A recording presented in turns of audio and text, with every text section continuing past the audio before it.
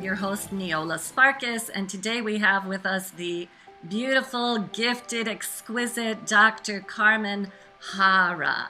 She is an internationally acclaimed intuitive psychologist, author, relationship coach, and a spiritual teacher. And originally born in Romania, Carmen began touring throughout Europe as a singing sensation in her teenage years, releasing 12 albums, which all became instant hits. But all the while, Carmen was committed to her education, and she eventually earned a PhD in hypnosis and alternative healing, and then went on to complete a PhD in clinical psychology. Her first book, Everyday Karma, has been translated into 20 different languages and sold all over the world. And for more than 20 years, Carmen has counseled over 40,000 clients from all walks of life.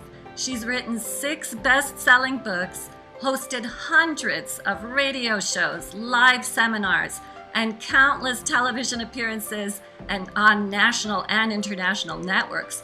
She has worked with such clients as the Clintons, Vice President Joe Biden, Barbara Walters, Nancy Pelosi, Candace Bergen, Jennifer Lopez, Deepak Chopra, Whoopi Goldberg. The list goes on and on. This is just a partial list. So we are so grateful to have you here, Dr. Carmen Harra, for talking about our shadow relationships. We all have relationship problem in a way or another. And you talk about the shadow is all that dark side of you that is reflected in a relationship. And when you think of relationship, you think of many relationships. You don't only think of love relationships. You think of relationship with your family member from the beginning of your life. You think of relationship with the people around you, from co-workers to distant relatives to people who come in your life out of the blue, and they come to teach you something about you and the way you relate to the world around. People really think of relationship like love life, their love life. You know, how is my love life doing? How is my relationship with my lover? And they don't really realize that to have a fulfilling relationship with, let's say, the man in your life, your spouse, or your, how should I say, soulmate, if you're lucky to find your soulmate, it all depends of all the other relationships that you are connected to. Let's say your parents, your children, as I said, all the other people. It all starts with yourself. It all starts with the relationship with you.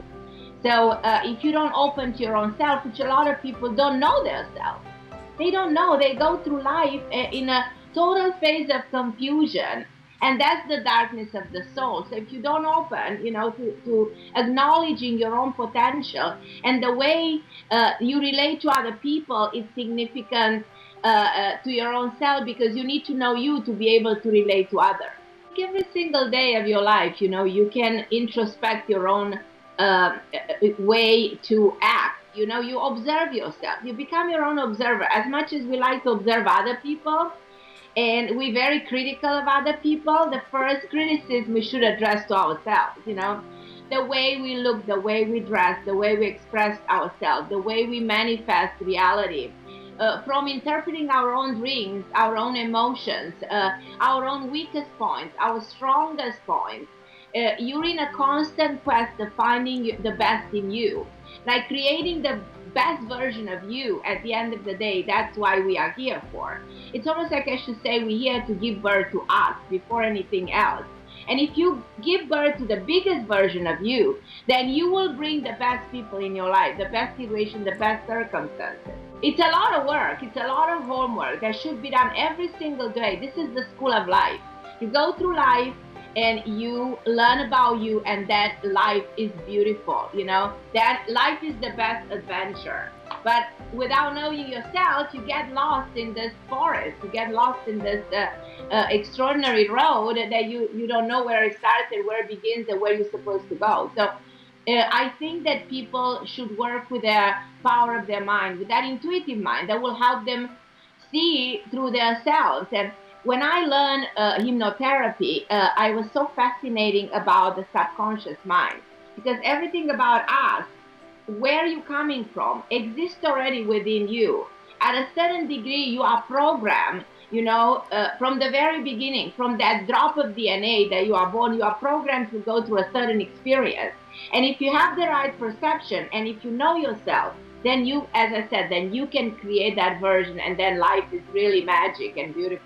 When you go through life and you feel stuck or blocked or unfulfilled, then your first reaction, the human reaction, is to blame all of this in the outside world and say, this is happening to me because of such and such people or such circumstances. But if you go inward and going back to knowing you, and that subconscious mind is where the shadow might be, not in the consciousness, Right. In the consciousness, you have a perception of the reality at the sensory level, but the unconscious mind carries all your previous experiences, all your weaknesses, all your negative, all your fears are there.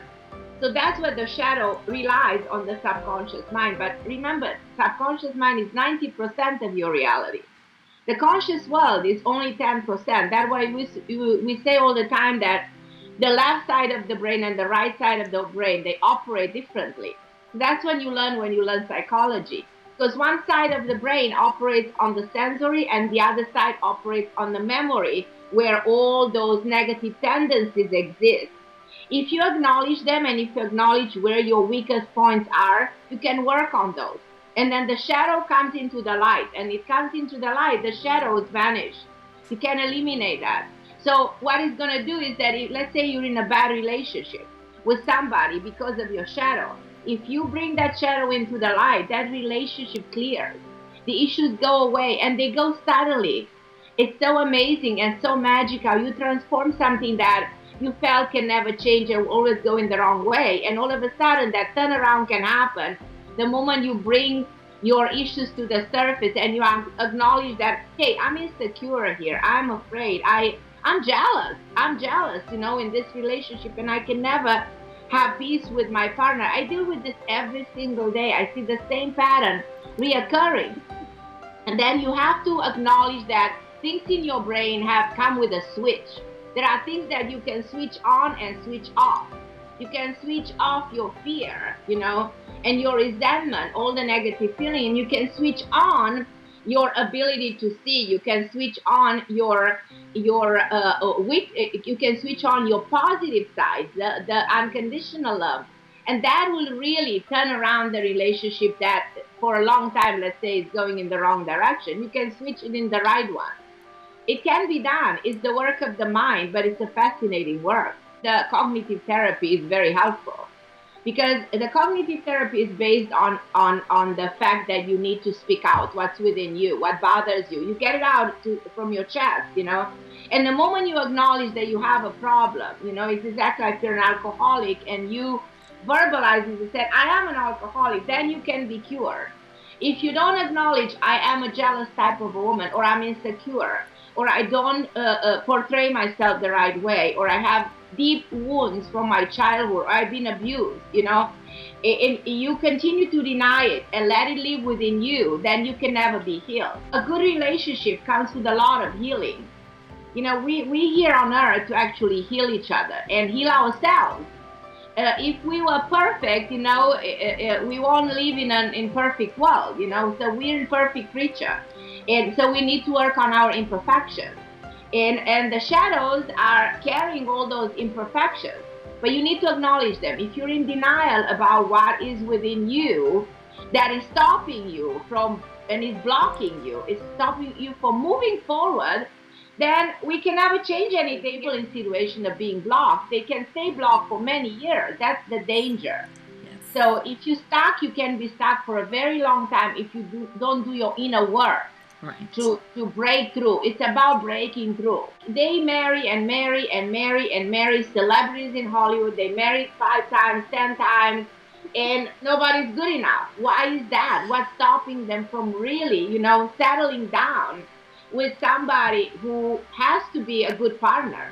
And here, whenever you want, I want to talk about the types of relationships. People don't acknowledge there are different types of relationships. They think, they're all the same and they mix things around, but there are 4 major types of relationships. And I want to talk about very, very briefly. And I think people listening or watching the video, they will immediately identify themselves with one of these types of relationships. The first relationship I should call transitory. You know, when you're a teenager, you meet a boyfriend and you think, oh, this is the man of my life. But then you realize 2 years later, that was just a transition to take you from being a teenager into becoming a woman. Or you go through a divorce and you meet somebody, but that's not a person who's supposed to stay in your life. It's just a transition in your life. So there are moments in our life when we go through short relationships that are not meant to last. And we have a hard time because we want everything to last, except that relationships that are transitory are very common and they happen very often. So that's the first thing, the transitory relationship. Then there are relationships that are compromise relationships. You know, a lot of people compromise. You marry somebody because that person gives you a financial stability, or you marry somebody because you've been influenced by other people in your life, or your parents. It's an arranged marriage, or you just marry him by mistake, and then you have 3 kids, and you don't want to divorce that man because you're already trapped into having children responsibility. And I met so many people, so many patient clients coming to me said, yeah, I've been realizing only now after 30 years that my relationship was just a compromise. That's the majority of relationships that we see in our life are compromise relationships. Very sad, but it's very true. And if you make peace with you and you said, well, I'm in a compromise relationship, but I don't know any better, and after 30 years, I want to stay in this compromise because we share 2 homes, or we share a car, or we share a bank account, and I'm not going to leave him because my kids are going to judge me. So that's the kind of a thinking that people have when they stick with the compromise for the rest of their life. They may never meet the soulmate, you know, that will never happen. But coming down to the third type of relationship, which is soulmate. Soulmates are very rare, you know, because 2 people who are like perfect for each other. It's the other half. You look at the world in the same way. You finish each other's sentences. It's the 2 of you against the world, you know. Those are soulmate relationships. They are very rare. A lot of people look for that kind of an unconditional love, that amazing love, that extraordinary connection, but it's very hard to find. So that's one of the reasons that soulmate relationships are not that frequent and are rare, but are the best relationships ever, you know, because you are perfect for each other. You don't see the world without the other person. The other person is everything for you. And then the 4th type of relationship are the karmic relationships. Karmic relationships are relationships that come into your life out of the blue. Like, let's say you married and all of a sudden you meet somebody that you cannot explain the connection. And you don't want to leave your marriage because you love your husband and you're happy where you are. But some kind of a past life, I call karma a representation of something that you bring in a life from a different experience. From somewhere at the subconscious level, you know, there was another life. There was something an unfinished business that you had with somebody. So if you believe in past life, you understand karmic relationships. Karmic relationship can be very good or can be very difficult to deal with. Sometimes we have karmic relationship with our parents, with our children, with different people who just come into our lives. But this is one of the type of love relationship that is karmic, that is very intense and very powerful and very complicated to deal with, because you don't really understand why that person came into your life. It's almost that person came into your life when everything else looked beautiful and perfect. And all of a sudden you meet somebody that you feel a connection that you cannot explain, you know. Or you just marry somebody that you had karma with, and if karma is over, the relationship is over. I've seen people being married 7 years. One day the karma was closed. They walk away from each other. They don't look back, and it's all a done deal. And the business is finished. They have nothing to do with each other. So the karma is completely healed and closed. I mean, the number 1 law of spirituality is the law of karma. So based on the concept of the universe, that the law of karma governs everything that happens in our life, because it's all the memory that we bring to life, then we will understand why karmic relationship happens. So to summarize, transitory relationship, compromise relationship, soulmate relationship, and karmic relationship. These are the 4 types of love relationships. When we are teenagers, we don't comprehend emotion. We imposters, and then it takes us a while to digest feelings. And when we're ready to process feelings, that there's already a karma that has been created. And that abuse will manifest in a physical relationship with somebody. So already there's a wall there. There's a wall between you and your partner. You feel the attraction, but you don't trust, you don't believe. You're afraid of being abused again, or you're afraid of being betrayed, or you're afraid of that you're not going to be able to be yourself or express yourself properly. So again, it goes back to try to know where it's coming from. If you know if your fear of intimacy or fear of commitment, because that's another huge one. Usually the 2 of them work hand in hand. The fear of commitment and fear of intimacy, they work hand in hand. You know what's interesting? A lot of men have fear of commitment. In the world today, I've seen more men than I've seen women that they said, I can't commit. I don't know what's wrong with me. I want to get married. but I cannot commit. And then I run from one relationship to another. And at the end, I call it fear of commitment, but that's much more deep of an issue within myself. And if it's not processed, then he wakes up at the age of 60, a man who has never been married. Let's say talking about men who have these issues. The fear of commitment works hand in hand by not being able to express yourself sexually, emotionally, to believe in you as a human being, and to, sexuality is something that needs to be touched and understood and explored. It's a reflection of your inner self. You have to go there deep within you and know yourself sexually, which a lot of people don't. They don't know their sexuality. That's why we live in a world where there's so many people that doubt their sexuality. We live in a world, and the more the world is conflictual, the more people are conflictual about if they're gay or they're not, or they want to, live in some kind of a dysfunctional family. They don't get it, and they switch. I don't know if you heard of people who they say today they are straight and tomorrow they're not, or 10 days later they said, I've been abused by my father when I was 11-year-old, but I realized 30 years later. So you hear these stories more and more invading the media, and you even hear this by people who are very known, by people in the media who start to come up, and from there, the result of this is addiction. So what the shadow does, if not brought into the light, will self-destruct. So Carmen Harra at AOL is my email address. CarmenHarra.com is where they can find